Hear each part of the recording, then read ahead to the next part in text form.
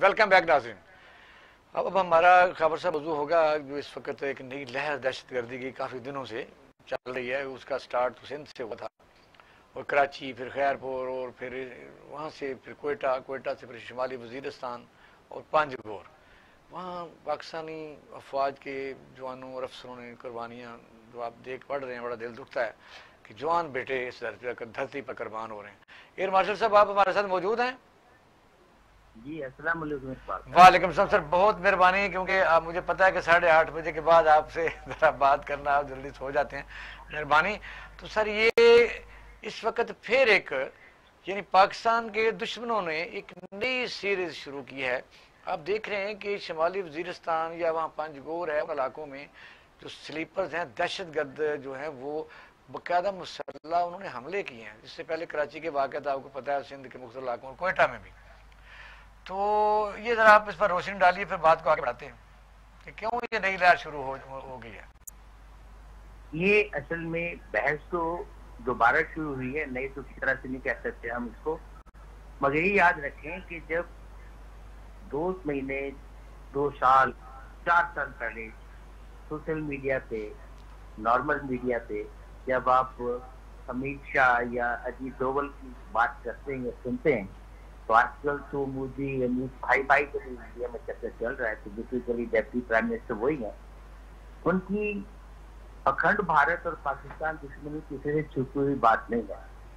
और सबसे बड़ी बात यह है कि ये जो, जैसे आपने बहुत अप्रोप्रिएटली कहा, स्लीपर सेल पड़े हुए हैं, ये आज के नहीं है, उन्होंने इस पर इन्वेस्टमेंट की हुई है। और मैं एब्सोल्यूट खराज तहसीन पेश करता हूँ अपने उन बहादुर जवानों को और ऑपरेटर्स को जिन्होंने स्लीपिंग सेल्स को निकाला है, उखाड़ा है और उनकी बेइज्जती कर रहे हैं।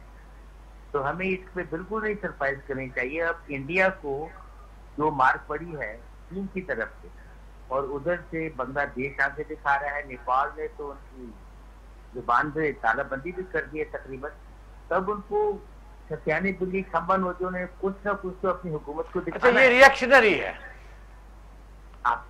आपका ऑब्वियसली। अब आप इसको देखिए ना, जब हर तरफ से ये हो रहा है और पाकिस्तान अपनी मुश्किलों में घिरा हुआ है, जो कि हमारे प्राइम मिनिस्टर की बात कहते हुए मुझे कुछ इतना अच्छा नहीं लगता, मगर वो कहते हैं मैं बहुत सारी चीजें जहेज में मिली और उसमें एक ये भी है, जिन चीजों की आप पर्दापोशी करते थे या हम एक है, हमारा आपका भगवान खुदा एक है, खाना वही आप खाते हम खाते हैं, अब हम उसके में टैग भुगत रहे हैं और अल्लाह करे कि हम जल्द अज जल्द इनको खत्म कर सकें, क्योंकि उस तरफ से हमें खैर की हवा नहीं आनी, खैर की उम्मीद रखनी भी नहीं चाहिए। यार रशीद साहब, बड़ी अच्छी बात आपने कही, बहुत आपने वाज़े अल्फाज में कहा कि जैसे तमाम इश्यूज उन्हें जहेज में मिले हैं और ये भी जो दहशत गर्दी है और भारत की तरफ से जो जारहियत है और पाकिस्तान दुश्मनी है और पाकिस्तान के जवानों पर जो हमले हैं और ये भी इन्हें विरासत में मिले हैं। आप हमें ये बताइए कि इसका अल्टीमेट जो नतीजा है, क्योंकि पाकिस्तान की फौज जो है और सिविल क़यादत भी, मैं कहता हूँ कि ये तो इनका अज़्म है कि हम ज़्यादा देर खामोश नहीं रहेंगे, हमारे सब्र का पैमाना लबरेज हो सकता है। तो अगर ये सब्र का पैमाना लबरेज होता है तो फिर क्या सूरत हाल बनती है? खबर साहब, ये सियासत में जितनी चालें शतरंज के 64 घरों पे चल सकते हैं, सियासत में उससे भी कहीं ज्यादा है। और मेरा ख्याल है अभी तक कोई कंप्यूटर इजाद नहीं हुआ जिसने शतरंज की सारी चालें नाप ली। तो हमारी सियासत जो है ये भी उसी किस्म की है। मगर आपके सवाल का सीधा जवाब मैं ये कहूँगा कि जिस तरह से वहाँ हो रहा है, याद रखिए इंडिया भी कोई इतना खुशहाल नहीं है जिस तरह इसने चीन से मार खाई है। उसके अंदर 30-40 सेपरेटिस्ट मूवमेंट चल रही है जिसको छुपा रहा है। इसमें हम बीइंग अ स्मॉलर कंट्री, हमारा मीडिया से भी इतना नहीं है, बाहर इतनी खबरें नहीं आ रही। मेरा पूछने का मतलब ये था कि क्या इन तमाम हालात में जंग नागुज़ीर होगी या जंग से बचा जा सकेगा? अब साहब ये सवाल ऐसी है कि क़यामत कल आएगी या इंफिनिटी में आएगी। अच्छा मास्टर साहब, मैं समझता हूँ कि जो जवाब तो नेक्स्ट नहीं कर रहे वो साथ ही बुला देंगे, टाइम हमारा खत्म होता जा रहा है। जंग का इम्कान मैंने पूछा कि मौजूद है जी। अंग्रेजी में एक बड़ा इसका मुखफ़फ़ है मैड, MAD, मैड। ये पागल नहीं है, वो है म्यूचुअली अश्योर्ड डिस्ट्रक्शन। यानी वो होगा हम तो डूबे हैं सनम, तुमको भी नहीं डूबेंगे। और ये दोनों तरफ से जब न्यूक्लियर पावर्स एक दूसरे के सामने हो जाती हैं तो नॉर्मल जंग इज नॉट एन ऑप्शन। अब याद रखिए। अब मैं सवाल आपसे करता हूं क्योंकि फिर हमारा टाइम भी होता है। मास्टर साहब बड़ी मेहरबानी। सूरत हाल ये है कि अब नेक्स्ट एस्पेक्ट आप क्या करते हैं, क्योंकि वाघा बॉर्डर हमने खोल दिया, हमारी जो है दयामर बादशाह काम हम शुरू कर चुके हैं, कोहाला हम कर चुके हैं, सी पैक तेजी से जारी है, ईरान के साथ चाबहार। इस चीजों को काउंटर करने के लिए इंडिया किस हद तक जा सकता है? देखिए इन चीजों ही तो काउंटर कर रहा है ना। ये देखिए जो चाइना ने चाबहार की बात और ईरान के साथ अगले 25 साल का जो मंसूबा किया है, ये माइंड बॉगलिंग है। $400 अरब कहना बड़ा आसान है। आपको सिर्फ ये आप इस तराजू में देखिए कि पाकिस्तान का एनुअल टोटल तीनों फोर्सेस का बजट मिलाकर ये 10 बिलियन नहीं बनता, और ये 400 बिलियन की हम बात कर रहे हैं जो चाइना ईरान में इन्वेस्ट कर रहा है। चाबहार उसमें एक है, रेलवे लाइन है, और यहाँ पे इंडिया नजरे बता के बैठा हुआ था कि हमारे गवादरों को कंट्रोल करेगा। और जब इंडिया को वहां से मूवी खानी पड़ी तो खिंचानी दिल्ली खमन होते, जैसे आपने कहा था। अब ये देखिए पंजगुट तो ये ईरान के बॉर्डर पर है, और उस इलाके में जहां जहां अब पाकिस्तान इज टोटली इन्वॉल्व, हर तरफ पाकिस्तान की फौज फैली हुई है, हमारी रिसोर्सेज कम है। अब इस पे ब्लेम गेम का टाइम नहीं है, अब हमें मिलकर इकट्ठा होना है।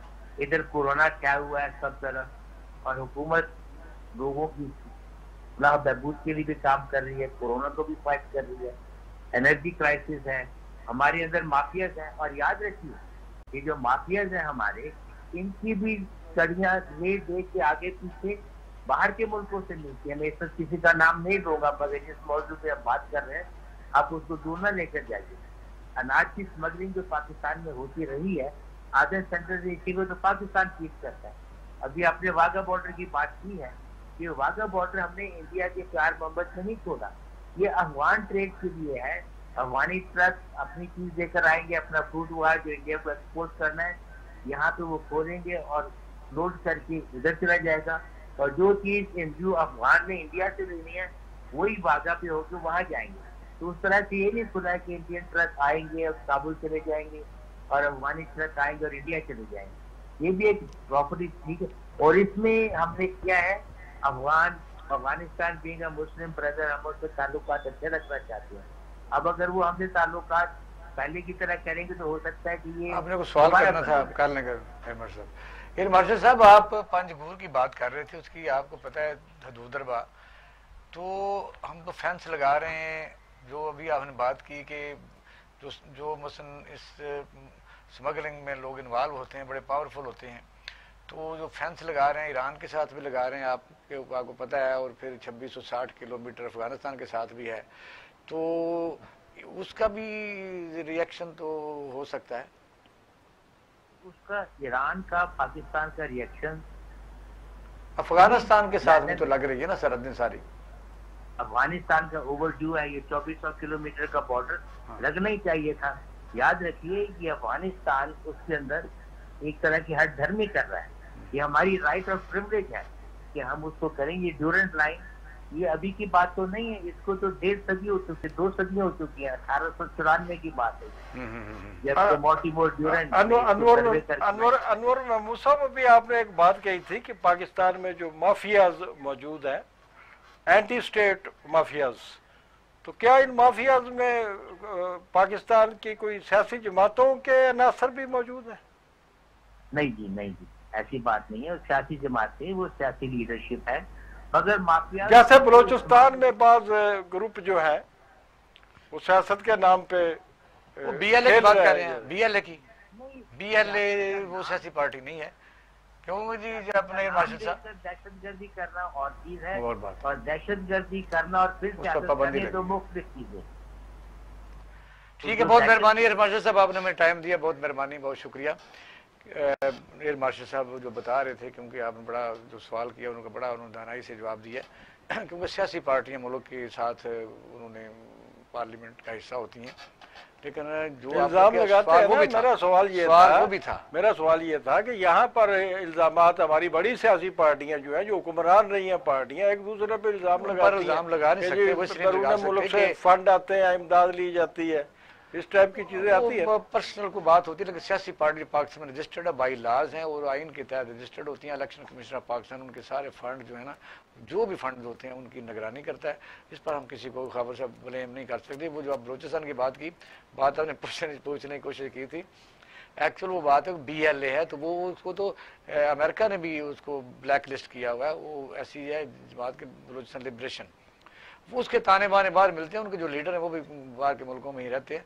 और आप फॉरेन फंडिंग का केस है जी, अभी सामने नहीं आ रहा, अभी शुरू होने वाला है, वो तो इलेक्शन कमीशन में है ना, देखेंगे। फॉरेन फंडिंग वो और है, वो फॉरेन फंडिंग ये है जो इलेक्शन कमीशन ने जो मांगी, सब पार्टियों से मांगी, पहले सिर्फ PTI की हुकूमत थी, अब सब पार्टियों से मांगी, क्योंकि आपने देखा कि हमारे सियासी पार्टियों की बन गई आदत कि हर मुल्क में इनको सदर बनाते हैं, तो PTI की वहां से वो फंड जब अकाउंट खोलते हैं तो उसमें लोग डोनेशन देते हैं। अब ये है कि उसमें साजिश भी हो सकती है, अटेंशनली भी हो सकता है, नॉन अटेंशनली भी हो सकता है, कि अगर कोई आदमी ऐसा है जिसने उसमें $2000 डाला है तो वो कौन है, वो यानी वो मुल्क दुश्मन भी हो सकता है, वो यानी ऐसा बंदा भी हो सकता है। यही मैं पूछना चाहता। हाँ, ये बात आपने सही पूछी थी, लेकिन वो एयर मार्शल साहब को मेरा जाहिर है यही जवाब देना चाहिए था।